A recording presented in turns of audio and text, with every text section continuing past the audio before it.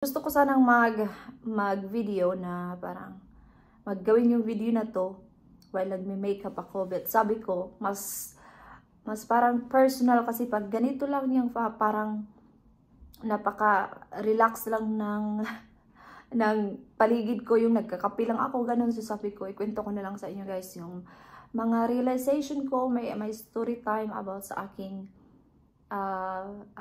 work before. So, naisip ko lang siya habang nagkakape ako ba. Na-realize ko yung mga life. I have a lot of realization na ngayon na quiet time ba. So anyway, ikukwento ko sa inyo guys yung about sa aking work. I started working April 2022 till first week of December. So nag-work ako before guys sa isang nursing home, dito lang din sa labas ng bahay. Labas mo, ito lang kanto na to. So, kung tatanungin niyo ako bakit ako napasok doon, kasi nga 'di ba, sa nursing home dito sa UK, maraming mga Pinay, maraming mga Pinoy na nagwo-work, mga Indian, ganun. So, napasok ako that time dahil sa isa kong kakilala na Pinay. Pinasok niya ako, and that time din, naghahanap talaga ako ng work. So, pero meron naman akong sa aking fish and chips, yung nakikita niyo sa vlog. Kung hindi niyo pa nakita, i-scroll niyo lang yung mga video ko nandun. Meron akong 2 videos na nasa work ako. So anyway, so napasok na ako that time, so okay na yun siya. So 3 times a week ako doon nag-work before, and 6 hours every time.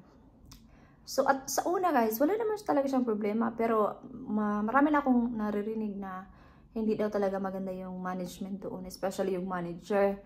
And by the way, the manager is Indian. So, pag titingnan mo talaga siya guys, para talaga siyang intimidating ba, parang ganun.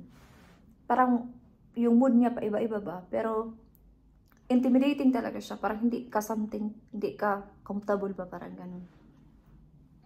So yeah, okay naman yung work ko after a month. I think after a month, okay naman siya. So,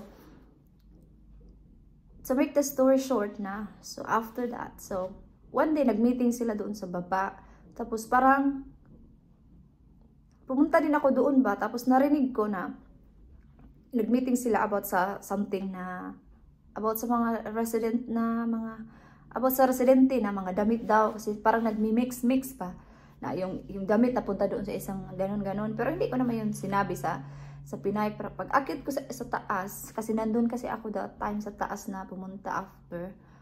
Tapos nakita ko yung Pinay na hinanap nila. Sabi ko, uy, hinanap ka dun sa meeting, narinig ko. Sabi niya, bakit daw ko? Ewan ko, basta narinig ko doon. Ito palang Pinay na to siya. Pumunta pala siya doon sa manager. So, nagtanong siya na, bakit hinanap mo pala daw ako? Sabi ni Jenny, hinanap mo daw ako. Kasi daw, marami daw ganito sa damit daw. Sa isip ko, siguro mali ko dahil sinabi ko. But then sa isip ko din, wala namang masama. Kasi yung intention ko that time is not naman to ruin the meeting, not naman to ruin the person, mga ganon. Bumaba pala siya guys. Tinanong niya. Ito yung mga after 10 minutes guys, pinuntahan ako ng isang staff. Sabi niya, Jenny, hinanap ka daw ni manager. So syempre manager guys, kinabahan ako. So bumaba ako no. Sabi niya sa akin, bakit mo sinabi kang ganito yung meeting? So bakit, it's not your job. Sabi niya sa akin, it's not your job to tell this person na hinanap ko siya. Wala ka doon sa meeting. It's not your job. Ako yung may karapatan kasi ako yung manager, sabi niya sa akin. So yeah, I can understand that. But yung point ko naman kasi, hindi ko naman intention na ganun. Alam niyo yun, wala akong intention talaga. Sinabi ko lang na parang hinanap ka dun sa meeting, ganun. After that time, guys, anyway, after that meeting, okay na, wala nang problema. Sabi ko, okay, fine, I'm not gonna do it again, sabi ko. So, tapos na yun. Ito na naman, guys. Pangalawa na, ito namang Pinay na to, na nasa laundry yung work niya. Nag-lunch kami together, and that time was our break. Break namin yun. May pinag-usapan kami that time guys, tawa kami. Tapos as in, tawa talaga kami kasi may pinag-usapan kami. Pero yung tawa namin, kontrolado kasi alam namin na nasa work kami. Tapos ito namang Indian na nurse na close yan sila ng manager kasi nga Indian. Pumasok. Sabi niya, anong pinagtawanan niyo? Sabi namin, wala. We just nagkwento lang kami, sabi namin. Tapos umalis din siya. Pero sa isip niya talaga, gusto niya talagang malaman ba kasi halata sa mukha niya. Anong pinag-usapan niyo? Marites din yun kasi talaga. Tapos guys, I think the next day, wala akong pasok doon. Tinawag pala itong Pinay guys, doon sa office ng manager. Sabi niya, "Uy, kahapon daw ang ingay-ingay niyo daw ni Jenny doon sa staff room." So, wala nang ibang nagsabi kundi yung nurse. Sino pa ba? Wala namang ibang pumasok. Siya lang naman. And close din naman sila. So, wala na talagang iba. Tapos, ito namang Pinay nag-message sa akin after work, mga 6:30 ng gabi. Sabi niya, "Uy, tinawag ako ni itong si Bruja. Sinumbong ako doon na nagtawanan daw tayo doon sa staff room." See? Guys, so, hindi talaga namin akalain na magiging issue din yun ba? So, after a week, ako na naman yung tinawag. Tapos sabi niya ng manager na, kayo daw ni Pinay, tawa-tawa daw kayo doon sa staff room. Sabi ko naman, break naman namin yun. At saka hindi naman talaga kami maingay. Nagtawanan kami, yes, pero hindi kami talaga yung totally maingay. But kasi ang sumbong doon, maingay daw kami. So, sino ba naman kami? Staff lang kasi kami, guys. So, sino bang maniniwala sa amin? Yung Indian na nurse na nagsabi o kami na staff lang. So, laglag na talaga kami kung sa sumbungan lang. So, even if mag-explain pa ako guys, hindi talaga ako mananalo. Kasi alam ko na talaga sa sarili ko na hindi ka talaga mananalo kasi naririnig ko na talaga na ganyan talaga daw siya. Tapos na. So, tapos na yun. Wala na problema yun. Tapos, ang pinaka-worst talaga na nangyari, which is na-feel bad talaga ako, and that was the reason na umalis talaga ako. Kasi, ating mga 3:30 na noon ng hapon, syempre, kasi sa work ko kasi guys, kasi ako guys, yung work ko doon is coordinator. So, yung ginagawa ko sa mga residente is, parang gumagawa kami ng mga activities, mga ganun yung work ko. Medyo nabuburing din talaga ako, but at that time kasi nga, naghahanap ako ng extra work. So, pumasok talaga ako to try the job. Kasi sabi din kasi ng Pinay na kakilala ko, try mo lang, pag ayaw mo, hindi wag. As ipasok kita. So, ganun. Okay yun. Ito na guys, so, 3:30 na ng hapon kasi bago ka uuwi, kasi parang meron akong records na gagawin. Like, for example, yung records na gagawin ko every time na papasok ako is like, pumunta ako sa resident na to, gumawa kami ng ganito, nag-usap kami, nag-chat. Para bang, record mo sa time na nag-work ka, kung ano yung ginawa nyo sa resident na to, parang record, ganon. Para sa CQC, parang records talaga siya. Tapos, ito namang Pinay na, ito nang sa laundry Pinay na, si laundry, tumabi sa akin. Tapos, sabi ko sa kanya, tapos ka na nag-work? Wala ka ng work? Sabi niya, hindi, meron pa, naghintay pa ako matapos yung aking laundry daw. Malapit na daw, 20 minutes pa. Sabi ko sa kanya, okay. Tapos, ito na namang nurse na Pinay. Pumunta doon kung saan kami nakaupo. Wala siyang sinabi, wala siyang tinanong, smile lang siya sa amin. So, sino mag-aakala na, issue na naman yun, issue na naman siya guys. Sabi ko naman, okay, tapos na, okay, sige, upo ka lang muna dito. Siya, oo kasi, tapos naman yung ginagawa ko, so, hintayin ko lang matapos yung laundry daw. I think after a week, tinawag yung Pinay na laundry. Doon na naman sa office. Sabi niya, nakaupo ka daw doon katabi ni Jenny, nag-usap-usap daw kayo. Tapos, hindi ka pa daw tapos sa trabaho. So, sino naman yung mag-aakala nun? So, sino nagsasabi? Yung Indian na naman na nurse. Hindi ko talaga akalain guys na ma-part ako sa issue kasi wala naman akong ginawa. At that time, nag-work naman talaga ako. Tapos, na-issue talaga siya. Tapos naman, so, ating after 3 days, ako naman yung tinawag. Sabi niya, nag-usap-usap daw kayo doon sa table. Sabi ko, maingay daw ko yun. May residente na nakikinig. Sabi ko, wala naman akong ginawa. Nag-work naman ako that time. Siya naman yung pumunta sa akin. Wala naman akong ginawa. Nakita niya, nagsulat ako doon. Pumunta siya. Sabi ko sa kanya, anong ginawa mo? Tapos ka na ba sa work mo? Sabi niya, tapos na daw. Naghintay na lang ako sa laundry.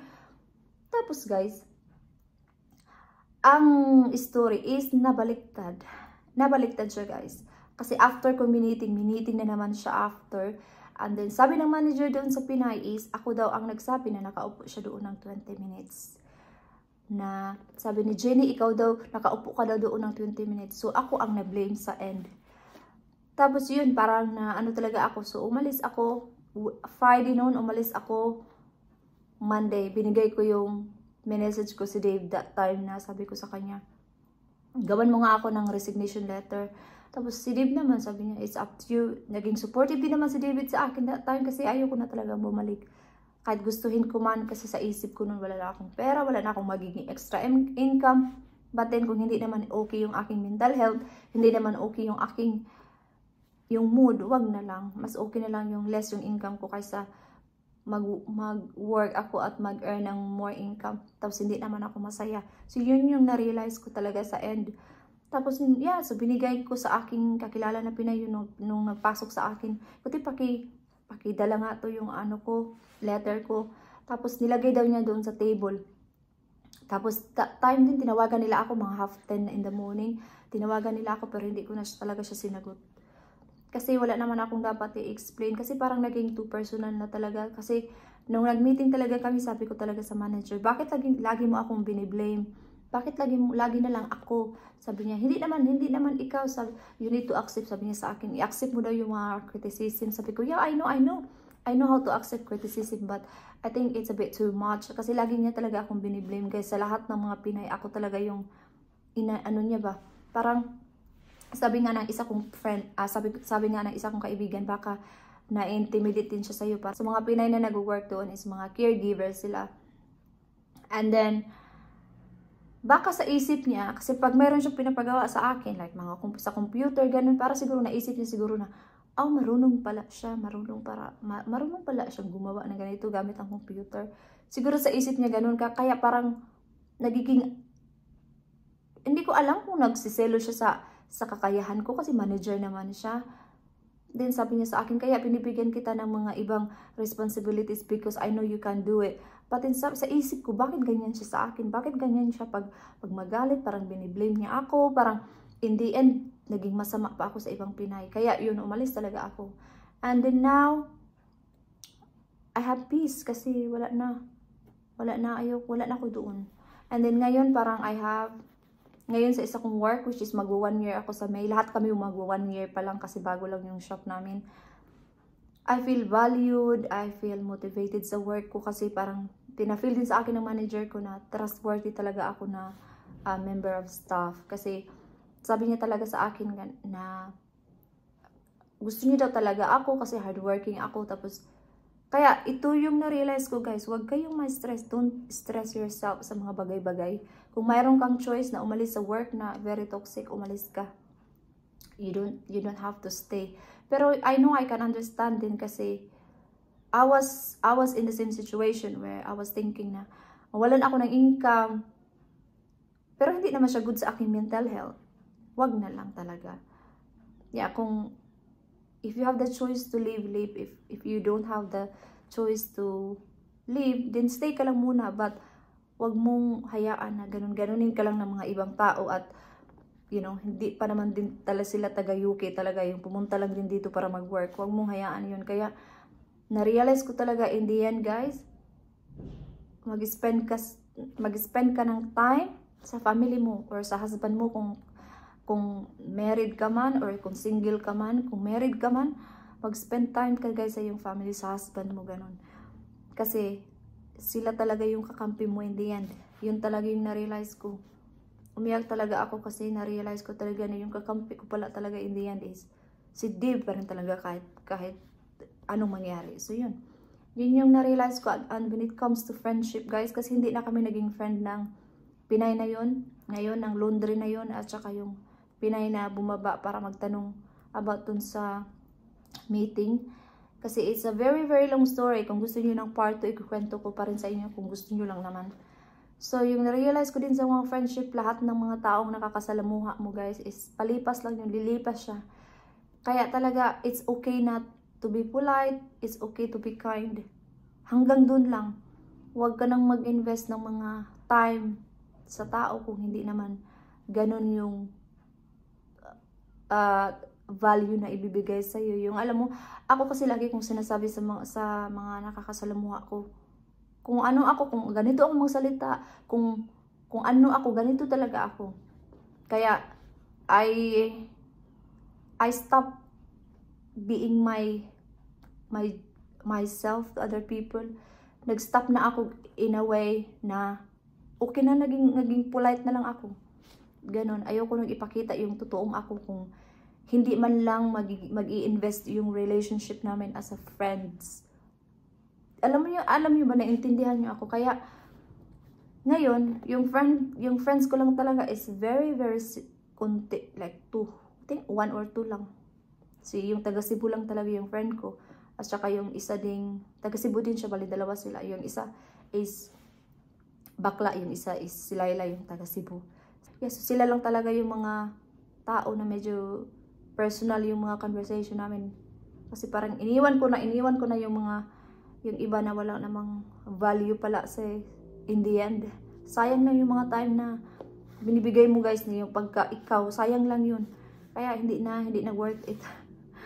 So yeah, so yun lang naman. So yun lang naman yung mga na-realize ko. So I hope nag-enjoy kayo sa aking kape-kape lang pa, chill. Kasi pupunta na din ako sa work in about 25 minutes dun sa aking part-time job. So kung gusto niyo lang naman ng part 2, I am so happy to do part 2 of this video kasi long story talaga siya. So yun lang guys. So thank you so much guys for watching and I hope to see you guys on my next vlog.